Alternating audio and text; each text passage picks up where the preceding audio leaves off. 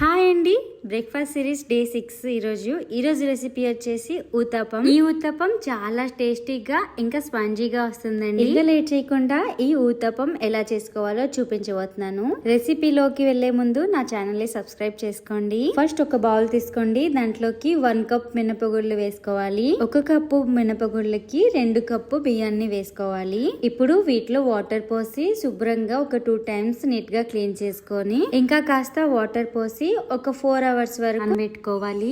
ఇలా నానిపోయిన తర్వాత ఒక మిక్సీ జార్ తీసుకోండి. దాంట్లోకి ఈ నానబెట్టుకున్న రైస్ ని ఇంకా మినపప్పుని కూడా వేసుకోండి. అలాగే కన్సిస్టెన్సీకి సరిపడేలాగా వాటర్ పోసి ఫైన్ గా మిక్సీ పట్టుకోవాలి. ఇలా మెత్తగా రుబ్బుకున్న తర్వాత ఒక బౌల్ లోకి ట్రాన్స్ఫర్ చేసుకోండి. ఇప్పుడు వీటిని మూత పెట్టి ఒక 8 hours పాటు పక్కన పెట్టుకోవాలి. 8 hours తర్వాత పిండి చూసారా ఎంత చక్కగా పొంగిందో. ఇప్పుడు దీంట్లో నుంచి మనకి ఎంతైతే ఊతప్పం చేసుకోవడానికి కావాలో ఆ మాత్రం పిండిని సైడ్ చేసుకోవాలి. ఇప్పుడు ఆ పిండిలోకి రుచికి సరిపడేంత సాల్ట్ ఇంకా వాటర్ పోసి బాగా మిక్స్ చేసుకోండి. కన్సిస్టెన్సీ ఇలా ఉండాలి. ఊతప్పం పర్ఫెక్ట్ గా రావాలంటే ఎక్కువ థిక్గా కాకుండా పల్చగా కాకుండా ఇలా చేసుకుంటే సరిపోతుంది. ఇప్పుడు స్టవ్ మీద పాన్ పెట్టుకొని పాన్ హీట్ అయిన తర్వాత 1 టేబుల్ స్పూన్ ఆయిల్ వేసుకోవాలి. 1 లేదా 2 గరిటెలు తీసుకొని ఇలా పాన్ మీద స్ప్రెడ్ చేసుకోండి. ఇలా స్ప్రెడ్ చేసుకున్న తర్వాత సన్నగా కట్ చేసుకున్న ఆనియన్, సన్నగా కట్ చేసుకున్న క్యారెట్స్, అలాగే లైట్ గా కొద్దిగా కొత్తిమీర వేసుకొని మూత పెట్టుకొని ఒక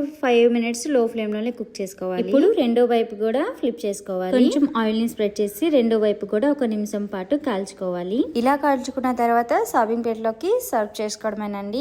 అంతేనండి, ఎంతో టేస్టీగా ఉండే ఊతప్పం రెడీ అయిపోయింది. ఈ వీడియో మీకు నచ్చితే please like, share and subscribe చేసుకోండి.